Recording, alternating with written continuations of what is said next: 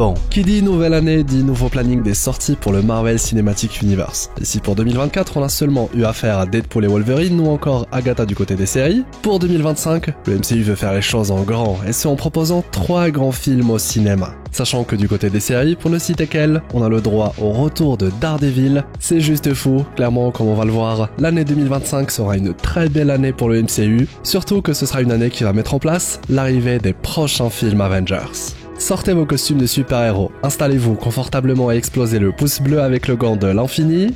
Je suis HeroesFR aujourd'hui, quoi de mieux pour commencer l'année que de traiter de ce que 2025 nous réserve en termes de projets Marvel. Bon visionnage.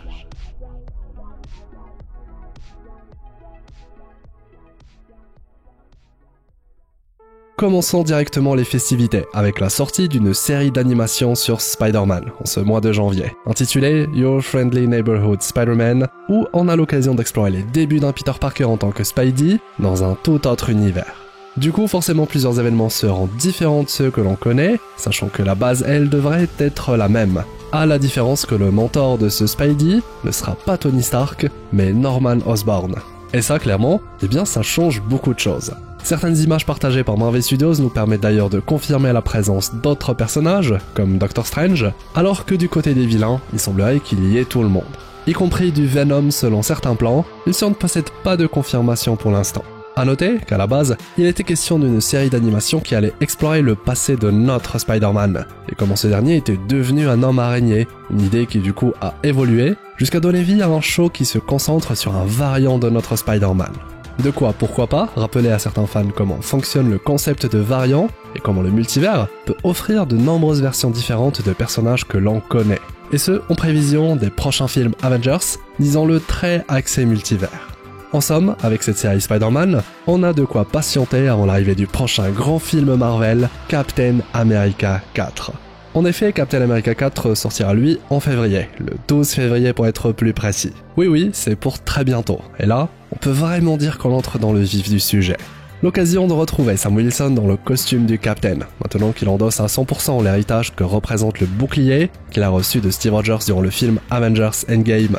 Le film Captain America Brave New World se veut d'ailleurs être très terre-à-terre contrairement au récent opus de l'univers Marvel, puisqu'il n'y aura ni voyage dans l'espace ni exploration du multivers, de quoi revenir aux sources avec des intrigues axées sur la politique, l'espionnage et des enjeux géopolitiques plus réalistes. Même si, disons-le, le film sera tout de même saupoudré d'éléments surnaturels, comme le retour du sérum de super soldat d'un côté, forcément puisqu'on est dans un film Captain America, et de l'autre, on a toute une partie du film qui sera dédiée à la suite de ce que le film Eternals avait mis en place, à savoir la mort d'un Céleste, dont la dépouille semble être convoitée par différents pays. Qui sait, on tient peut-être là l'origine de l'adamantium dans le Marvel Cinematic Universe. C'est probablement suite à ce conflit international que Sam sera contacté par le nouveau président des États-Unis, Thaddeus Ross, qui, on l'a vu dans le trailer, est capable de se transformer en Red Hulk. Un sacré gros film ce Captain America 4, de quoi ouvrir le bal en termes de gros projets de cette année 2025.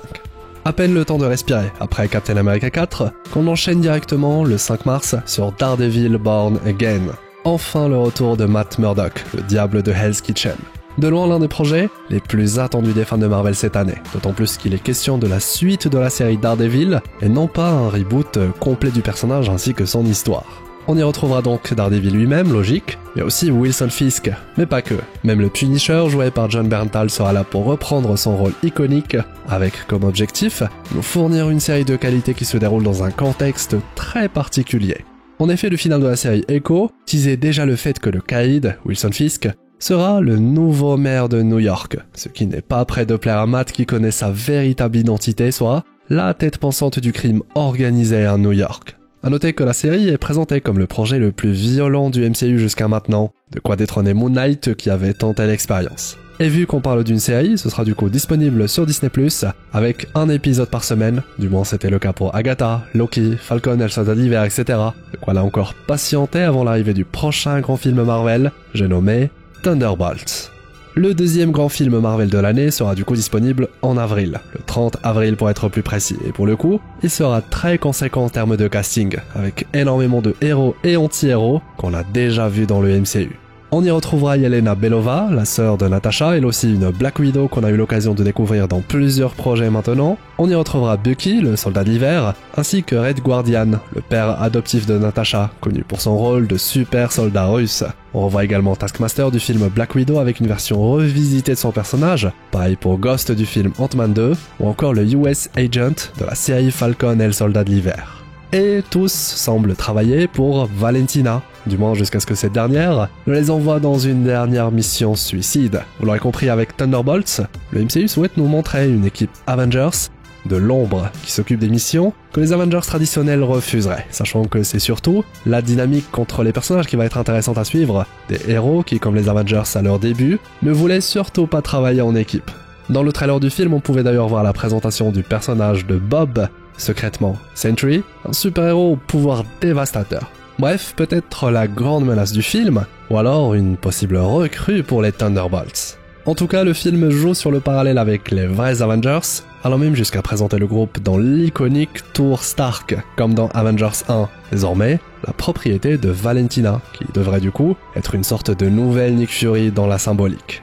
En tout cas, l'idée est très intéressante à creuser, je veux dire une équipe Avengers de l'ombre, peut raconter pas mal de belles choses avec un tel pitch. Et surtout, pourquoi pas montrer la face cachée du gouvernement, de quoi relier directement le film avec Captain America 4. Et à peine le temps de respirer un petit coup, je vous ai prévenu, l'année 2025 est très chargée en projet du MCU, qu'on replonge cette fois avec une série, j'ai nommé Iron Heart.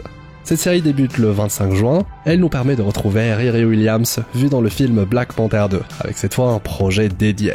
Dedans, on pourra assister à la création d'une nouvelle armure par Riri, toujours inspirée des travaux de Tony Stark, sauf que cette fois, elle semble avoir du mal à financer cette nouvelle création. Elle a beau être un génie de la création, elle est loin d'avoir les moyens de s'offrir tout ce dont elle a besoin. L'occasion pour elle de rencontrer celui qui semble être l'antagoniste du show, The Hood, un ami qui va l'aider à financer son projet, mais à un prix. Dès lors, Riri se retrouve rapidement impliqué dans un conflit avec Parker Robbins, alias The Hood, personnage visiblement très mystérieux, d'autant plus qu'il est capable de manipuler les arts mystiques. Et là, ça devient très intéressant. Et oui, un projet qui mêle science et magie, plutôt inédit du côté du MCU. À voir le résultat et surtout, à voir si l'intrigue sera intéressante à suivre. Je suis d'ailleurs curieux si cette série en particulier vous parle ou pas du tout. Ce qui nous amène à la dernière grande sortie de l'année, le troisième film Marvel de l'année 2025, Les 4 Fantastiques First Steps, qui de son côté sort le 23 juin, un film qui se connecte directement avec le prochain film Avengers, ce qui en fait l'un des films les plus importants de cette phase 5. Et le point le plus important qu'on peut noter avec ce film, c'est qu'il sera le tout premier film du MCU depuis l'arrivée du multivers à nous raconter une histoire du point de vue d'un autre univers. Car en effet, l'équipe des 4 Fantastiques n'est pas originaire de chez nous. Si on a eu le droit des films où nos héros visitent d'autres mondes durant la phase 4 ou 5, cette fois même les héros seront étrangers à notre réalité. Et là on peut enfin dire qu'on exploite ce concept de multivers. C'est ainsi qu'on nous présente un film qui va se dérouler dans les années 60, mais une version rétro-futuriste. Quant aux 4 Fantastiques eux-mêmes, ils semblent déjà se connaître, et même que l'équipe est déjà formée. On a d'ailleurs eu le droit à un synopsis officiel du film, dans lequel on découvre que les 4 Fantastiques devront affronter non seulement la menace cosmique que représente Galactus, mais aussi explorer des conflits personnels qui vont affecter leurs relations. Sans surprise, le surfeur d'argent sera présent et aura un rôle clé dans l'histoire. Quant au film, il se concentre sur l'enjeu fou qu'est la survie ou non de la planète Terre. Après tout, Galactus, le dévoreur de mondes, ne tient pas son titre de nulle part. On est donc face à un grand film Marvel qui, en plus d'être le dernier de l'année, a la lourde tâche de réconcilier beaucoup de fans avec le concept du multivers, mais aussi préparer le terrain pour la suite, sachant que la grande menace du prochain film Avengers est Doctor Doom, un personnage intimement lié à Reed Richards des 4 Fantastiques. À n'en pas douter, le film le plus important de la phase 5 du MCU dans sa globalité, et donc l'un des projets les plus importants de cette année 2025. Après tout, c'est le retour de la famille la plus iconique de l'univers Marvel sur grand écran, un événement à ne surtout pas rater. Petite parenthèse, on rappelle que Mr. Fantastic sera bel et bien incarné par Pedro Pascal. Sous Storm, elle, c'est Vanessa Kirby qui a eu le rôle. Quant à la Chose et la Torche Humaine, ils seront respectivement joués par Ebon Moss et Joseph Quinn. Voilà. Un peu plus tard dans l'année, plus précisément le 6 août, on aura le droit à une série d'animation du nom de Eyes of Wakanda, et donc une série qui, semblerait, va se concentrer sur des histoires méconnues, avec des personnages secondaires mais essentiels au royaume du Wakanda. Selon certaines sources, il serait question d'individus dont la mission devrait être la récupération d'artefacts en vibranium, ce qui fait écho à ce qui s'est passé dans le premier film Black Panther.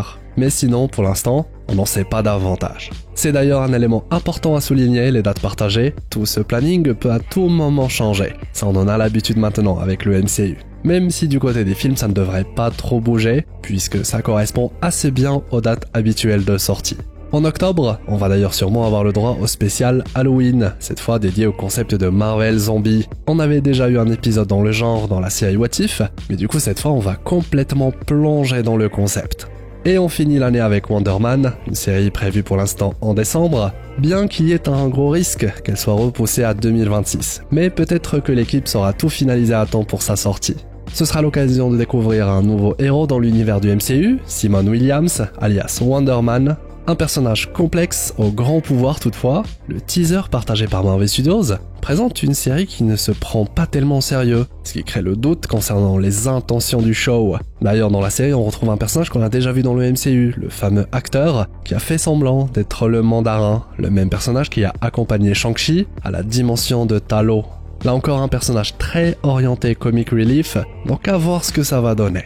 Pour l'instant, le tout reste très mystérieux et on aura sûrement le temps d'en reparler sur la chaîne d'ici là. Et avec Wonder Man, voilà conclut notre planning du MCU pour l'année. A noter qu'aucun film du côté du Sony Universe ne semble être prévu pour l'année 2025.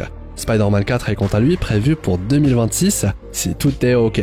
2026 là encore une sacrée année en termes de projets. Et j'espère que ce récap des sorties et tout ce qu'il faut savoir là-dessus vous aura plu, une vidéo qui signe le début des explorations de l'année 2025. Clairement quoi de mieux qu'une telle vidéo pour débuter l'année, de mon côté je vous prépare de belles choses et j'espère que vous serez au rendez-vous.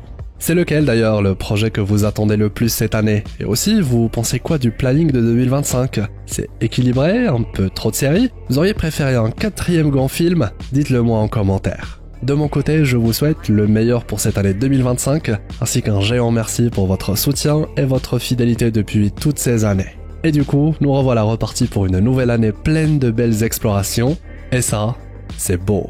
Je compte aussi sur vous pour le pouce en l'air, le fameux pouce bleu avec le gant de l'infini, ça m'aide beaucoup et m'encourage à vous faire plein de belles vidéos. Et bien évidemment, si c'est votre première fois sur la chaîne ou si ce n'est toujours pas fait, abonnez-vous, faites partie de l'équipage des explorateurs d'univers. Et si vous voulez en savoir plus sur la récente révélation concernant le retour de Steve Rogers, c'est par ici. Et c'est à ne surtout pas rater. Voilà, je vous souhaite une agréable journée ou soirée, c'était Hirosef, votre explorateur d'univers préféré, pour vous servir.